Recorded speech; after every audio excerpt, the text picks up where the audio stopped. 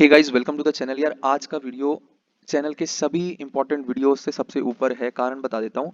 आज आपको काउंसलिंग का पूरा प्रोसेस समझाया जाएगा कि व्हाट इज काउंसलिंग, कैसे की जाती है, कैसे कुछ लोग काउंसलिंग में अनफेयर एडवांटेज लेते हैं, सीट ब्लॉकिंग क्या होती है। ठीक है, नॉर्मल रूल्स तो आपको समझाई जाएंगे, सारी चीजें तो समझाई ही जाएंगी, साथ में वो भी समझाया जाएगा जो आपको कोई नहीं समझाएगा। ठीक है, सब कुछ ए टू जेड। यदि आपको प्रो बनना है काउंसलिंग में, ठीक है, फ्री ऑफ कॉस्ट इतना अच्छा सेशन आपको कहीं पे नहीं मिलेगा। ठीक है, तो people will not offer you in the paid counselling programs as well. ठीक है, this much level of research we have.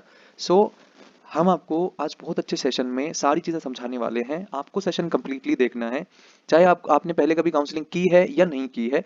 But important है ये सभी के लिए जानना कि क्या चीजें होती हैं, कैसे चीजों को परफॉर्म करा जाता है, डिसीजन मेकिंग कैसे ली जाती है, कैसे आपको अपनी स्टेट और ऑल इंडिया कोटा की काउंसलिंग को पैरेलली मैनेज करना होता है रूल्स को ध्यान में रख करके, और क्या क्या संभावनाएं हैं चेंजेस आने की। ठीक है, तो सभी बच्चों को ध्यान में रखते हुए बहुत सारे आपको केस स्टडी, बहुत सारे एग्जांपल्स दिखाए जाएंगे आज। उनसे आपकी कंडीशन को मैच कराया जाएगा। हमें भी पता है कि किस तरीके के केसेस बन सकते हैं, कहाँ पे आप फंसते हो, सारी चीजों के बारे में कंप्लीट जानकारी मिलेगी। ठीक है, तो जिसको कुछ भी नहीं पता है काउंसलिंग के बारे में उसको भी सब कुछ पता चल जाएगा, और जिसको थोड़ा बहुत पता है उसकी पूरी नॉलेज हो जाएगी। ठीक है, तो मेरा दावा है आपसे कि यदि आप ये वीडियो पूरा एंड तक देखते हैं तो उसके बाद जो आपके डाउट है ना, मतलब कमेंट सेक्शन में डाउट भी लिखने लायक नहीं बचेगा आपके। ठीक है, सो प्रोसीड करते हैं।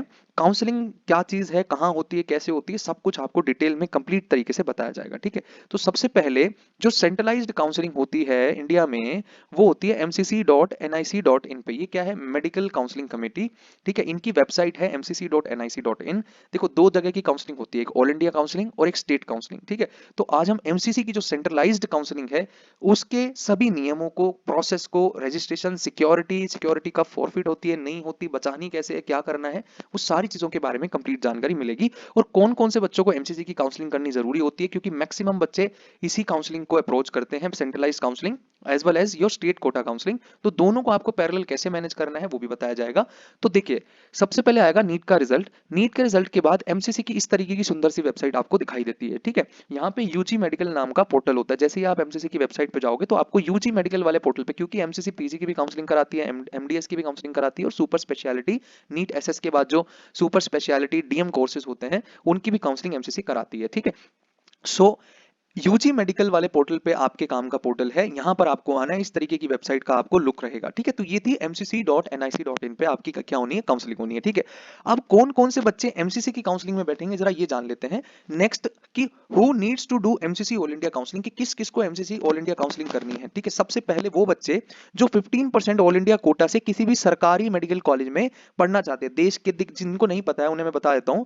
देश में दो कोटाज हैं, 15% all India quota and 85% state quota. ठीक है, अगर राजस्थान है, for example Rajasthan GMC Ganganagar, कौन सा? जीएमसी गंगानगर। ठीक है, गंगानगर। ठीक है, इसमें यदि 100 सीटें हैं तो इन 100 सीटों में से 15 सीटें ऑल इंडिया कोटा एंड 85 सीटें जो रहेंगी वो स्टेट कोटे की रहेंगी। इन 15 सीटों के लिए जो एलिजिबिलिटी रहेगी वो देश के हर कैंडिडेट के लिए रहेगी। मतलब ये जो 15 सीटें हैं ये ओपन फॉर ऑल है। हाँ, वो बात अलग है, इसमें कैटेगरी वाइज रिजर्वेशन अलग अलग होगा। ठीक है, सो जितने भी बच्चे, मतलब आपको देश के किसी भी सरकारी मेडिकल कॉलेज में जाना है अपने स्टेट के अलावा, या अपने स्टेट के या किसी दूसरे स्टेट के सरकारी मेडिकल कॉलेज में यदि आपको दाखिला लेना है तो आपको ये वाली एमसीसी की काउंसलिंग करनी है। ठीक है, सो एमसीसी तो 15% ऑल इंडिया कोटा सीट्स की जो काउंसलिंग हो रही है वो एमसीसी पे हो रही है। सेकंड, 100% एम्स की सीटें एंड 100% जिपमर की सीटों की काउंसलिंग भी एमसीसी पे हो रही है। अब जिपमर में ना दो तरह की सीट है, एक तो पौंडीचेरी वाले बच्चों के लिए इंटरनल कोटा होता है, 50% सीट उन्हीं के लिए रिजर्व रहती है, और 50% सीट हम लोगों के लिए ओपन होती है। ठीक है, ऑल इंडिया ओपन सीट्स होती है। ठीक है, तो उसके लिए भी काउंसलिंग कहाँ करनी है? एमसीसी की वेबसाइट पे करनी है। ठीक है, सेंट्रल यूनिवर्सिटी, जितनी भी दिल्ली यूनिवर्सिटी की 100% सीटों की काउंसलिंग कौन कराता है? एमसीसी कराता है। अब इसमें दो तरीके के विभाजन है। दिल्ली यूनिवर्सिटी में 3 कॉलेजेस आते हैं, कौन कौन से? MAMC Maulana Azad medical college, UCMS medical college, university college of UCMS medical college, university college of medical sciences, and LHMC Lady Hardinge medical college. ठीक है, इनमें दो तरीके की सीटें हैं, कौन कौन सी? एक 15% ऑल इंडिया कोटा सीट जो कि सभी बच्चों के लिए ओपन है, और 85% जो स्टेट कोटा, जिन बच्चों ने 11-12 दिल्ली से करी है वो इन 85% एलएचएमसी, यूसीएमएस और एमसी की सीटों के लिए एलिजिबल है। अब क्योंकि ये 3 कॉलेज दिल्ली यूनिवर्सिटी से एफिलिएटेड है, तो दिल्ली यूनिवर्सिटी की 15% सीट की काउंसलिंग भी एमसीसी कराएगा, और 85% सीट की काउंसलिंग भी एमसीसी ही कराता है। ठीक है, एएमयू, बीएचयू की 100% सीटें ओपन होती है ऑल इंडिया। इस पे देश का कोई भी बच्चा जाकर के मेरिट के आधार पे एडमिशन ले सकता है। एएमयू में इंटरनल कोटा होता है, एएमयू में एनआरआई कोटा भी होता है। ठीक है, एएमयू के अंदर एनआरआई कोटा भी होता है, बट एक चीज ध्यान रखेंगे कि 40,000 रैंक तक ही सिलेक्शन एएमयू के एनआरआई सीट पे होता है, तो एएमयू के अंदर एनआरआई कोटा होता है, एएमयू का इंटरनल कोटा होता है। ठीक है।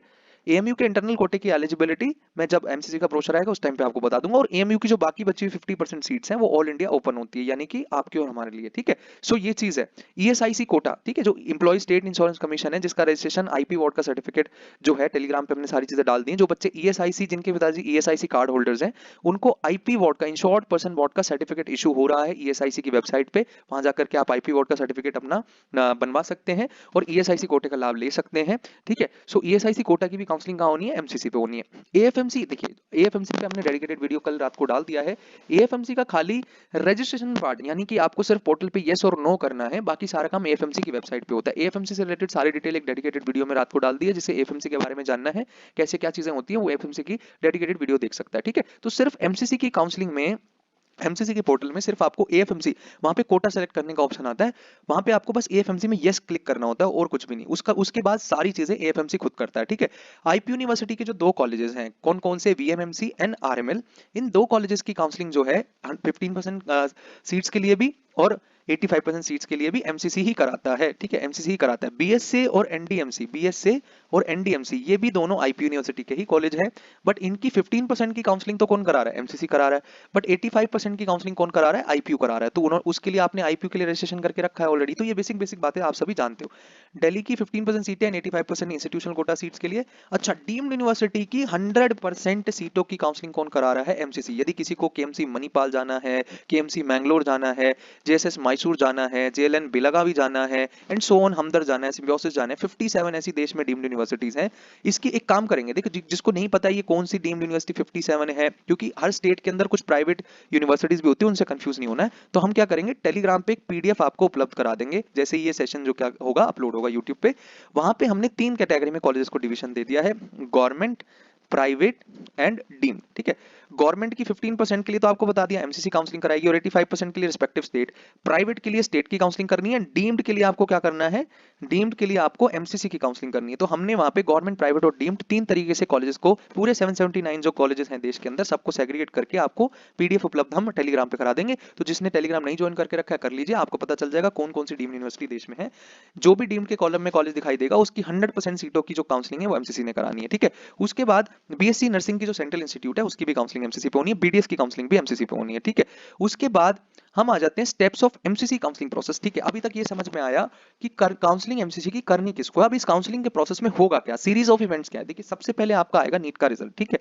नीट का रिजल्ट आएगा, नीट रिजल्ट आएगा, उसके बाद कुछ इवेंट्स होंगे। सबसे पहले क्या होगा, सबसे पहला इवेंट जो काउंसलिंग से रिलेटेड होता है वो पीडब्ल्यूडी कैंडिडेट का वेरिफिकेशन होता है। जितने भी पर्सन विद डिसेबिलिटी बेंचमार्क वाले कैंडिडेट्स होते हैं उनका वेरिफिकेशन होता है, उनका एक सर्टिफिकेट इशू किया जाता है, अलग अलग नोडल सेंटर्स आते हैं उनका वेरिफिकेशन करने के लिए, ठीक है। तो सबसे पहले वो वाला प्रोसेस होता है जिसमें 10 से 15 दिन का टाइम लगता है। तो सबसे पहला इवेंट काउंसलिंग में वो है। उसके बाद काउंसलिंग का शेड्यूल रिलीज कर दिया जाता है, और उसके बाद शेड्यूल रिलीज करने के बाद प्रोसेस ये है। सबसे पहले क्या है कि सबसे पहले एमसीसी की वेबसाइट पे रजिस्ट्रेशन का प्रोसेस होता है, रजिस्ट्रेशन करना होता है, ठीक है। रजिस्ट्रेशन कैसे करना है वो रजिस्ट्रेशन वाली वीडियो में आपको समझाया जाएगा, पूरा डेमो दिया जाएगा कि कैसे एमसीसी की वेबसाइट पर रजिस्टर करते हैं अपन, स्टेप समझ लीजिए।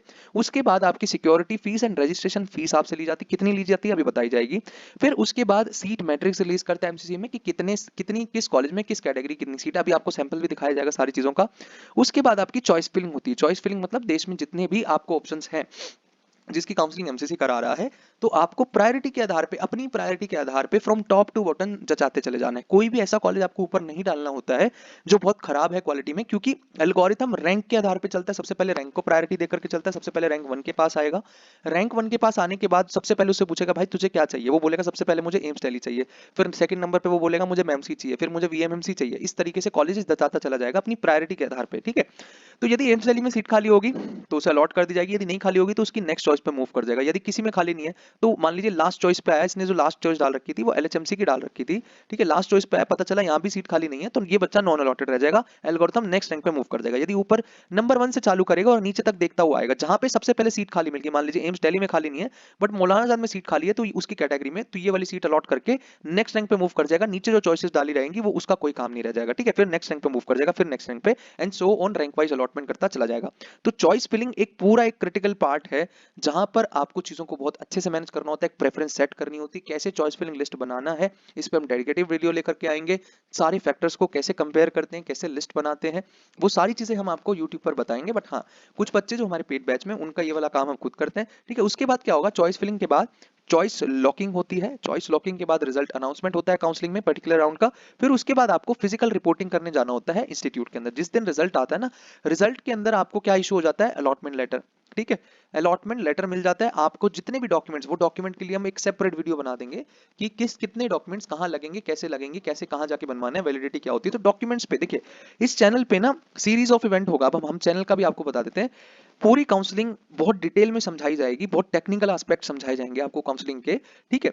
सो सीरीज चलेगी पूरी। आज हम आपको प्रोसेस बता रहे हैं। प्रोसेस के अंदर बहुत सारी चीजें इन्वॉल्व होंगी, जैसे कि रजिस्ट्रेशन कैसे करना है, दूसरा डॉक्यूमेंट्स कौन से लगेंगे, तीसरा चॉइस फिलिंग कैसे करनी है, प्रेफरेंस लिस्ट कैसे बनानी है। तो वो एक पूरा विस्तार का डिस्कशन है अलग अलग सेगमेंट में। आज आपको काउंसलिंग के नियम समझा रहा हूँ कि काउंसलिंग होती क्या है, क्या करना है, एक रोड मैप तैयार कर रहा हूँ मैं आपका। सीट ब्लॉकिंग क्या होती है, अनफेयर एडवांटेज कैसे मिल जाता है कुछ बच्चों को। यदि ये जानकारी आपको नहीं होगी तो आपके साथ भी गलत होगा फिर आगे जाके, ठीक है। सो वीडियो पूरी देखिएगा। अच्छा, उसके बाद फिजिकल, जब आप अलॉटमेंट लेटर आपको, तब रिजल्ट वाले दिन जब आपको अलॉटमेंट लेटर इशू होता है, उसके बाद अपने डॉक्यूमेंट आप ले जा करके, ओरिजिनल डॉक्यूमेंट्स ले जा करके अलॉटमेंट लेटर के साथ, जो जो डॉक्यूमेंट्स हम आपको बताएंगे नेक्स्ट वीडियो में, वो डॉक्यूमेंट्स ले जा करके आपको कॉलेज में जा करके फिजिकली रिपोर्टिंग करनी होती है, कॉलेज की फीस सबमिट करनी होती है। अब वो फीस डीडी के माध्यम से भी ली जाती है, चेक के माध्यम से भी ली जाती है, ऑनलाइन भी ट्रांसफर करवाई जाती है। तो डिपेंड करता है आपको कॉलेज कौन सा मिल रहा है, ठीक है। आप वो कॉलेज में जाकर के रिपोर्टिंग करते हो और वो एक राउंड की काउंसलिंग का कंप्लीट प्रोसेस होता है, ठीक है। अब आगे आप उसको फ्री एग्जिट भी कर सकते हो, अपग्रेड भी कर सकते हो, तो आगे रूल्स में आगे लेटर हाफ में वीडियो के समझाया जाएगा सब कुछ, ठीक है। तो ये 7 टोटल स्टेप्स होते हैं काउंसलिंग में। अच्छा, रजिस्ट्रेशन फीस की बात करें, आपको रजिस्ट्रेशन के टाइम पे अगर आप जनरल कैटेगरी या ईडब्ल्यूएस कैटेगरी से बिलोंग करते हो तो आपको 1000 रुपए देने, और ये नॉन रिफंडेबल है, ठीक है। यदि आप गवर्नमेंट कॉलेज की काउंसलिंग खाली कर रहे हो, यानी कि 15% all India quota and open seat quota. And what is this open seat quota, ठीक है, open seat quota, open seat quota, ठीक है। अभी एक चीज ध्यान से समझ लीजिए, बाद में समझ में नहीं आएगा, ठीक है। आपको ना कोटा सेलेक्ट करने के, जब आप रजिस्ट्रेशन कर रहे होते हैं ना, तो आपको कोटा सेलेक्ट करने के ऑप्शन आते हैं। तो सबसे पहले जितने बच्चे सरकारी मेडिकल कॉलेज के लिए जाना चाह रहे हैं, तो एआईक्यू सेलेक्ट करेंगे, ऑल इंडिया कोटा सेलेक्ट करेंगे। इसमें कौन कौन से कॉलेजेस आ जाएंगे, इस कोटा को सेलेक्ट करते हैं, देश में जितने भी सरकारी मेडिकल कॉलेजेस हैं, उनकी जो 15% सीट है, उनके ऑप्शन आपको मिलेंगे। ओपन सीट कोटा में क्या है, ओपन सीट कोटा में एम्स आ जाएगा आपका, जिपमर आ जाएगा, जितनी भी सेंट्रल यूनिवर्सिटीज है, ठीक है, BHU, AMU and JIPMER, BHU, AMU and JIPMER, ठीक है, बीएचयू, एएमयू एंड जिपमर, ठीक है। तो अमूमन मैक्सिमम कैंडिडेट जो गवर्नमेंट कॉलेज के लिए टारगेट कर रहे हैं, वो दो कोटास को सेलेक्ट करके चलते हैं। तो इसकी काउंसलिंग के लिए आपको 1000 रुपए तो लगेंगे, non refundable registration fees. And अगर आपकी ओबीसी, एसटी, एसटी या पीडब्ल्यूडी कैंडिडेट है आप, तो 500 रुपए लगेंगे। और सिक्योरिटी डिपॉजिट फर्स्ट राउंड की काउंसलिंग में ही आपसे डिपॉजिट करा लिया जाएगा 10,000 रुपए का, अगर आप जनरल या ईडब्ल्यूएस कैटेगरी से, और 5,000 रुपए लिया जाएगा अगर आप ओबीसी, एससी, एसटी या पीडब्ल्यूडी कैटेगरी से। तो टोटल जनरल कैटेगरी वाले बच्चे को at the time of registration कितना पैसा देना है, 11,000 रुपए देना है टोटल, ठीक है। और जो रिजर्व कैटेगरी के बच्चे हैं, उनको कितना देना है, 5500 रुपए देना है, अगर वो खाली गवर्नमेंट की कॉलेज की काउंसलिंग कराना चाह रहे हैं। बट यदि आप रजिस्ट्रेशन कराना चाह रहे हैं, डीम्ड के भी ऑप्शन रखना चाहते हैं, तो आपको क्या करना है, आपको 5,000 रुपए तो रजिस्ट्रेशन फीस देनी है, नॉन रिफंडेबल रहेगी, और 2 लाख रुपए का सिक्योरिटी, और इसमें कोई कैटेगरी का लाभ आपको नहीं मिलेगा। जो भी बच्चे डीम्ड यूनिवर्सिटी के ऑप्शंस डालना चाहेंगे, उन्हें 2 लाख रुपए सिक्योरिटी और 5,000 रुपए रजिस्ट्रेशन फीस, जो कि नॉन रिफंडेबल है, वो ये 2 लाख सिक्योरिटी आपकी वापस आ जाती है। बट अभी काउंसलिंग के नियम में आपको समझाऊंगा, कौन सा नियम ब्रीच करने पर आपकी सिक्योरिटी लॉस हो जाएगी, वो भी आपको डिटेल में समझ में आएगा। जिसने ये कंप्लीट सेशन देखा, मेरा दावा है काउंसलिंग से रिलेटेड डाउट नहीं रह जाएगा मन में एक भी, ठीक है। सारे एस्पेक्ट से दूर की सोच रखते हुए क्या क्या जरूरत पड़ेगी, सारी चीज। मेरा धर्म, कुछ लोग आपको ऊपर ऊपर से बता देंगे कि ऐसे ऐसे होता है, नहीं, मैं आपको रियल टाइम एग्जांपल से लिंक करके चीजें बताऊंगा यहाँ पर, ठीक है। सो अच्छे से एक एक चीज समझ लीजिएगा, कुछ नहीं बचेगा, बिलीव में कुछ नहीं बचेगा, ठीक है। थोड़ा सा इत्मीनान से समझेंगे, 1-1.5 घंटा लगेगा जरूर समझने में, but this will be the best session on YouTube, I am sure, ठीक है। उसके बाद, ठीक है, तो डीम न्यूज, अब कुछ बच्चे पूछेंगे कि सर मुझे गवर्नमेंट के भी ऑप्शन रखने हैं और मुझे डीम के भी ऑप्शन रखने हैं, तो आपको हायर वैल्यू देनी है सिर्फ, मतलब आपको 2,05,000 रुपए देने हैं, ठीक है।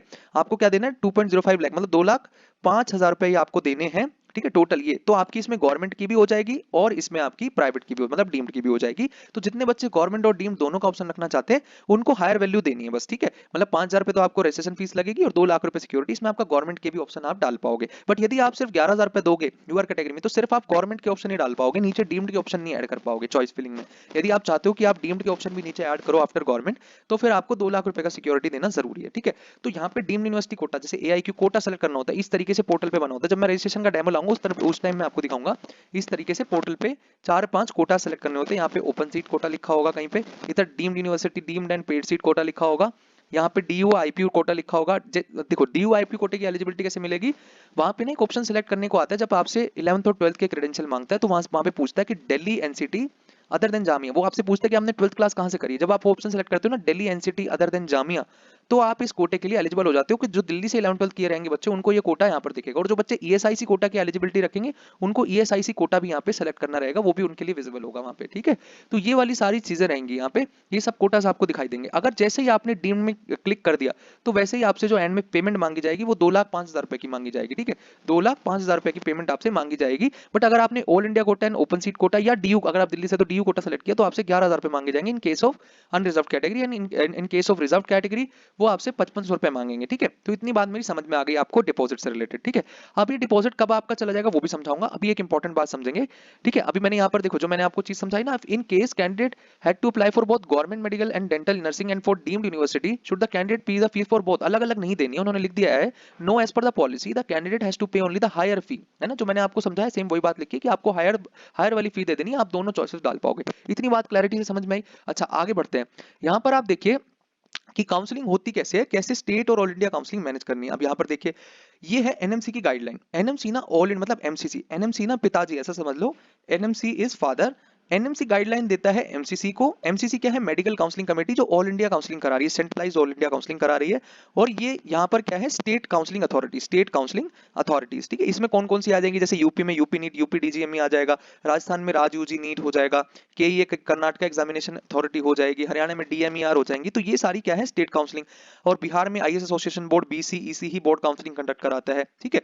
तो स्टेट वाइज अलग अलग काउंसलिंग बोर्ड को एनएमसी गाइडलाइन देता है इस तरीके का शेड्यूल देकर कि भाई सबसे पहले ऑल इंडिया काउंसलिंग होगी, है ना। इस तरीके का जिगजैग पैटर्न बनता है। सबसे पहले ऑल इंडिया काउंसलिंग। देखो टाइमलाइन, अगर मैं टेंटेटिव टाइमलाइन की बात करूं, यदि आपका 14 जून को रिजल्ट आता है, जो कि टेंटेटिव डेट एनटी ने दी है, 14 को नहीं आएगा, मान लीजिए 10 जून को रिजल्ट आ जाता है, पहले ही क्योंकि आ जाता है हर साल, तो 10 जुलाई के आसपास 5 से 10 जुलाई के बीच में आपकी काउंसलिंग एमसीसी की अनाउंस हो जाएगी, ठीक है। एमसीसी अपना पूरा शेड्यूल रिलीज कर देगा। अभी शेड्यूल में मैं आपको दिखाऊंगा किस तरीके से लिखो। तो सबसे पहले ऑल इंडिया काउंसलिंग होगी। एमसीसी के राउंड 1 से पहले कोई भी स्टेट अपना राउंड कंडक्ट नहीं करा सकता। ये एनएमसी की क्लियर गाइडलाइन है। आप देख सकते हो कि स्टेट काउंसलिंग अथॉरिटीज सिर्फ और सिर्फ, आप देख रहे हो कि यहाँ पे 14 तारीख से, ये लास्ट ईयर का मैंने एग्जांपल दिया, 14 तारीख से एमसीसी की काउंसलिंग स्टार्ट थी, ठीक है। और स्टेट की काउंसलिंग कब स्टार्ट थी, 31 से 29। हालांकि ये वाली चीज को फॉलो सारे स्टेट नहीं करते हैं। बिहार जैसा स्टेट बहुत लेट कर देता है, कर्नाटक जैसा बहुत जल्दी कर लेता है। तो एनएमसी सिर्फ गाइडलाइन दे सकता है, उसे स्ट्रिक्टली फॉलो करना है या नहीं करना, ये स्टेट अपनी मनमर्जी करता है, ठीक है।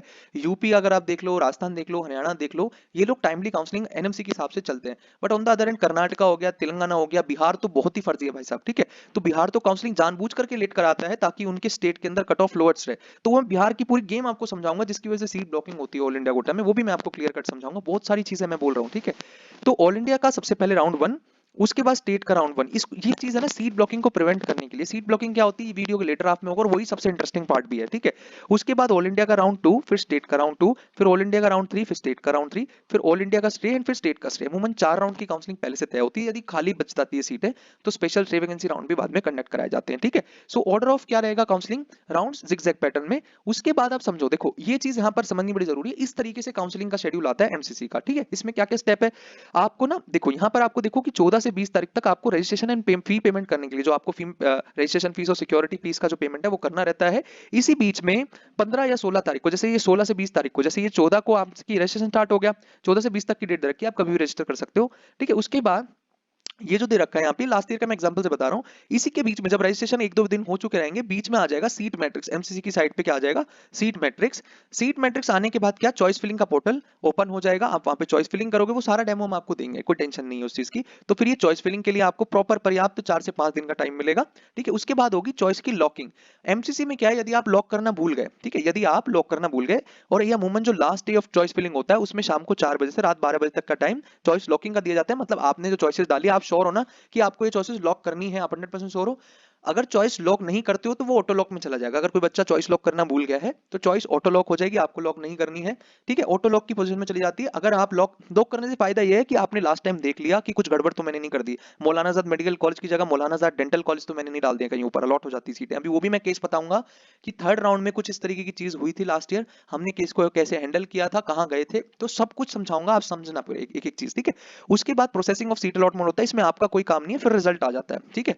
काउंसलिंग का रिजल्ट आता है, रिजल्ट आने के बाद आपको रिपोर्टिंग करने के लिए 6 से 7 दिन का टाइम मिल जाता है, ठीक है। 6 से 7 दिन का आपको टाइम मिलता है उस पर्टिकुलर कॉलेज में रिपोर्ट करने के लिए जो आपको मिला है, ठीक है। उसके बाद इसी तरीके से इसके एक हफ्ते के बाद नेक्स्ट राउंड की काउंसलिंग होती है, ठीक है। सो ये चीज है, जैसे आप लास्ट डेट ऑफ ज्वाइनिंग देख रहे हो 29 अगस्त लास्ट ऑफ ज्वाइनिंग थी, उसके बाद 4 सितंबर से सेकंड राउंड का रजिस्ट्रेशन स्टार्ट हो गया था। अच्छा, हर राउंड में फ्रेश, अगर कोई किसी बच्चे ने राउंड 1 की काउंसलिंग में रजिस्ट्रेशन नहीं किया है, वो अपने स्टेट की काउंसलिंग में ही बैठना चाह रहा था, तो वो ऑल इंडिया की काउंसलिंग में राउंड 2 से फ्रेश रजिस्ट्रेशन करके आ सकता है, कोई दिक्कत नहीं है। थर्ड राउंड में भी आप फ्रेश रजिस्ट्रेशन कर सकते हो, and even stay vacancy round में भी आप डायरेक्टली काउंसलिंग में घुस सकते हो, ठीक है।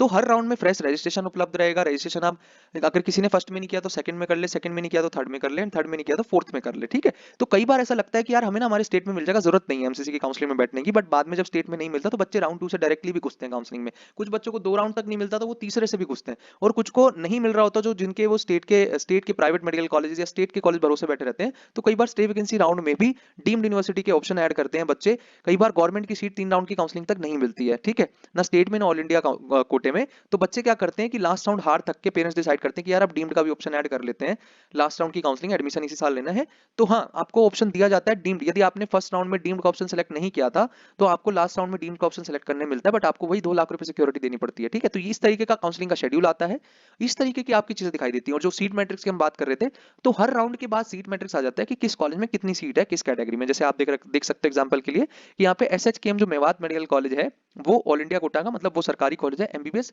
ओपन, बीसी नो का मतलब है ओबीसी कैटेगरी, ठीक है। ओबीसी में 4 सीटें वेकेंट है राउंड 2 में। इस तरीके से सभी मेडिकल कॉलेजेस का, बीडीएस और बीएससी नर्सिंग, सभी मेडिकल कॉलेजेस और बीडीएस डेंटल कॉलेजेस या फिर नर्सिंग कॉलेजेस का सीट मैट्रिक्स आ जाता है हर राउंड के कंप्लीट होने के बाद। राउंड 1 की काउंसलिंग से पहले भी आता है कि किस कॉलेज में कितनी सीट उपलब्ध है, ट्रांसपेरेंटली सारा काम होता है, ठीक है। उसके बाद आपका काउंसलिंग का जो रिजल्ट दिखता है कुछ इस तरीके से दिखता है। यहाँ पे सीरियल नंबर लिखा रहता है, यहाँ पे ऑल इंडिया रैंक लिखी रहती है आपकी, कौन से कोटा से आपका सिलेक्शन हुआ है वो लिखा जाता है, और कौन सा कॉलेज आपको अलॉट हुआ है ये लिखा जाता है। तो ये rank wise in the increasing order of rank के कॉलम में 3000 पेज की, 1000 पेज की, 1200 पेज की पीडीएफ आ जाती है। राउंड 1 राउंड 2, राउंड 1 की पीडीएफ में सबसे कम पेज होते हैं, फिर राउंड 2 में पेजेस बढ़ जाते हैं, फिर राउंड 3 में पेजेस और बढ़ जाते हैं, और राउंड 4 में फिर कम हो जाते हैं, ठीक है। क्योंकि राउंड 4 में लिमिटेड नंबर ऑफ सीट्स बचती हैं, ठीक है। तो आपको पता चलता है कि इस तरीके से आपका सीट अलॉटमेंट हुआ। फिर ये आपको कोर्स कौन सा मिला, एमबीबीएस मिला है, कौन सी कैटेगरी आपकी है और कौन सी कैटेगरी की सीट मिली है आपको, मतलब अलॉटेड कोटा एंड कैंडिडेट का कोटा, कैंडिडेट की कैटेगरी एंड अलॉटेड कैटेगरी। हो सकता है ये डिफरेंट हो, ठीक है, क्योंकि जो ओपन की सीट होती है वो ओपन फॉर ऑल होती है, यानी कि जो जनरल सीट होती है वो ओपन फॉर ऑल होती है, यानी कि ओबीसी वाले बच्चे को भी ओपन की सीट अलॉट हो सकती है यदि उसकी रैंक अच्छी, जैसा कि आप देख भी रहे हो, ठीक है। और यहाँ पे रिमार्क लिखा होता है अलॉटेड या non allotted, reported, non reported, ठीक है, अपग्रेड किया था कि नहीं किया था, ठीक है। इस तरीके का पूरा रिजल्ट एमसीसी पे आता है। अब आ जाते हैं काउंसलिंग के नियमों पे, ये है सबसे इंपॉर्टेंट पार्ट, यहाँ से आपको चीजें समझनी है, ठीक है। अभी तक आपको क्या क्या समझ में आया कि आपने सबसे पहले एमसीसी की वेबसाइट पे रजिस्ट्रेशन किया, आपने फी पेमेंट करी, सिक्योरिटी पेमेंट करी, चॉइस फिलिंग करी, चॉइस लॉकिंग करी, और रिजल्ट आया अब आपका। अब रिजल्ट के बाद क्या क्या ऑप्शन आपके पास है, क्या क्या पॉसिबिलिटी बनेगी, यहाँ पे बहुत सुंदर जो फ्लो चार्ट के माध्यम से मैं आपको समझाने की कोशिश करता हूँ। यहाँ पर आप अच्छे से समझेंगे चीजों को लेकर के कि यदि आपको सीट अलॉट होती है या नहीं होती तो क्या करना है। दो ही पॉसिबिलिटी, या तो आपको सीट अलॉट होगी राउंड 1 में या नहीं होगी, ठीक है। अगर आपको सीट अलॉट नहीं होती है, if not allotted in round 1, तो आप डायरेक्टली कहां चले जाओगे, राउंड 2 में। अब जो बच्चे राउंड 2 में आएंगे ना, उन्हें दोबारा से रजिस्ट्रेशन नहीं करना, उन्हें सिर्फ चॉइस फिलिंग करनी है, फ्रेश चॉइस फिलिंग, जीरो से चॉइस फिलिंग करनी है। जो आपने चॉइस फिलिंग राउंड 1 में करी थी वो वैलिड नहीं रहेगी, अब आपको शुरू से चॉइस फिलिंग करनी है राउंड 2 में, ठीक है। ये चीज है, फ्रेश चॉइस फिलिंग होता है, ये इंपॉर्टेंट है सीट ब्लॉकिंग को रोकने के लिए, जबकि कर्नाटक में फ्रेश चॉइस फिलिंग नहीं होती है राउंड 2 में, वो मैं समझा चुका हूं, ठीक है। हर स्टेट के नियम अलग अलग हैं, ठीक है, तो हर स्टेट के नियम आपको समझाए जाएंगे। एमसीसी के नियम पहले आप समझ लो, क्योंकि मैक्सिमम स्टेट में एमसीसी वाले नियम ही फॉलो कर जाते हैं विद सम लिटिल थोड़े बहुत फ्यू चेंजेस के साथ, ठीक है। वो सारी चीज एक्सप्लेन करी जाएगी, चैनल को ठोक के सब्सक्राइब करके रखिए, ठीक है। नेक्स्ट लेवल कंटेंट डिलीवर होगा यहाँ पे, ठीक है, ठीक है। तो इफ अब राउंड 1 के रिजल्ट के बाद या तो आपको सीट अलॉट होगी या नहीं होगी, तो यदि आपको सीट अलॉट नहीं होती है तो ये सबसे सिंपल केस है, आप राउंड 2 में चले गए एंड आप राउंड 2 में फिर चॉइस फिलिंग करेंगे। अगर आपको सीट अलॉट होती है तब क्या करना है, आपके पास 3 ऑप्शन होते हैं इन राउंड 1, ठीक है। आपको सीट अलॉट हुई, फॉर एग्जांपल हम मान लेते हैं कुछ भी, आपको जो कॉलेज अलॉट हुआ वो मान लीजिए एनएससीबी नेताजी सुभाष चंद्र बोस एनएससीबी मेडिकल कॉलेज मिला जबलपुर में, ठीक है। एनएससीबी मेडिकल कॉलेज मिला आपको जबलपुर में, ठीक है। आप कहां से बिलोंग करते हो, आप बिलोंग करते हो दिल्ली से, आपको एनएससीबी जबलपुर मेडिकल कॉलेज अलॉट होता है। और अब आप बोलते हो कि नहीं, आपके पास ऑप्शन क्या है, अलॉट हुआ, अलॉट होने के बाद क्या है कि या तो आप उससे फ्री एग्जिट कर दोगे। फ्री एग्जिट करने का मतलब होता है कि जो रिपोर्टिंग का टाइम दिया जा रहा है उसमें आपने कॉलेज जाके रिपोर्ट किया ही नहीं, ठीक है। आप रिपोर्टिंग करने गए ही नहीं, उस सीट को होल्ड करने आप गए ही नहीं, एक तो ऑप्शन आपके पास ये है, इसको बोलते हैं फ्री एग्जिट। फ्री एग्जिट क्यों बोला, आपको सीट अलॉट हुई और आप रिपोर्टिंग करने नहीं गए, आपकी फर्स्ट राउंड में फ्री एग्जिट होता है। फ्री एग्जिट का मतलब है आपकी जो सिक्योरिटी आपने दे रखी है वो फॉरफिट नहीं होगी, आप फ्रीली सीट को छोड़ सकते हो, ठीक है। और क्योंकि जो बच्चे 10,000 रैंक के बाद होते हैं मैक्सिमम बच्चे फ्री एग्जिट करते हैं। मैं आपको एक फैक्ट बताता हूं, अगर फर्स्ट राउंड की काउंसलिंग में 10,000 सीटें थी एमसीसी की काउंसलिंग में ऑल इंडिया कोटा के अंदर, तो सेकंड राउंड में 6,000 सीटें, लगभग 60% सीटें एज इट इज खाली आ जाती हैं। क्यों खाली आ जाती है? मैक्सिमम बच्चे फ्री एग्जिट कर जाते हैं, ठीक है। क्योंकि फर्स्ट राउंड में जो कॉलेज मिलता है वो बहुत ही घटिया कॉलेज मिलता है, एक्सेप्ट अपर रैंक रेंजेस। मैं अपर रैंक रेंज की बात नहीं कर रहा हूँ। 1 से 5,000 रैंक वाले बच्चों को बहुत अच्छा कॉलेज मिलता है। उन्हें क्या करना चाहिए? उन्हें रिपोर्ट करके अपग्रेड करना है। चलो पहले मैं सारे ऑप्शन बताता हूँ, फिर किसको क्या करना चाहिए वो भी बता देंगे। तो आपके पास ऑप्शन होगा फ्री एग्जिट। यदि आपको कॉलेज पसंद नहीं आया, आपको लग रहा है कि नहीं राउंड 2 में मुझे बेटर कॉलेज मिल जाएगा, तो आपको उस कॉलेज में रिपोर्ट करने की जरूरत नहीं है। आप फ्री एग्जिट करके राउंड 2 में डायरेक्टली जा सकते हो, वहां पे चॉइस फिलिंग होगी। दूसरा ऑप्शन क्या है आपके पास? आपने रिपोर्टिंग कर दी एंड अपग्रेड कर दिया। मान लीजिए आपको एम्स ऋषिकेश की सीट मिली है। अब एम्स ऋषिकेश की सीट कोई क्यों ही छोड़ेगा, तो बच्चा क्या करेगा? यहाँ पे जाके रिपोर्टिंग करेगा, ठीक है। एम्स ऋषिकेश की सीट मिली, आपने जाकर के रिपोर्टिंग कर दी, और रिपोर्टिंग करके विलिंगनेस ऑफ अपग्रेडेशन टेस्ट करवाएं कॉलेज से। कोई फॉर्म नहीं भरना होता है, आपने रिपोर्टिंग करी। रिपोर्टिंग में क्या क्या होगा? आपके डॉक्यूमेंट रख लेगा कॉलेज, ओरिजिनल डॉक्यूमेंट आपके रख लेगा, और आपसे फीस ले लेगा अपने कॉलेज की, जो भी उनकी रिस्पेक्टिव फीस रहेगी, ठीक है। इसको बोल रहे हैं हम रिपोर्टिंग। बदले में आपको एक एडमिशन लेटर मिल जाएगा, ठीक है। अब क्या है कि यदि आपको सीट अपग्रेड करानी है, तो आपको कॉलेज को बताना पड़ेगा। कॉलेज आपसे पूछेगा कि आप विलिंगनेस में क्या डालना चाहते हैं अपग्रेडेशन की। आप बोलेंगे हमें अपग्रेड करना है, हमें यस करना है। तो उनके इंट्रा एमसीसी जो पोर्टल होता है उसमें वो आपके नेम के आगे यस टिक कर देते हैं कि हाँ ये बच्चा विलिंगनेस में यस करवाना चाहता है या नेक्स्ट राउंड में। तो आपकी इस सीट को वर्चुअल वैकेंट सीट मान लिया जाएगा। अभी के लिए मैं समझाऊंगा आगे।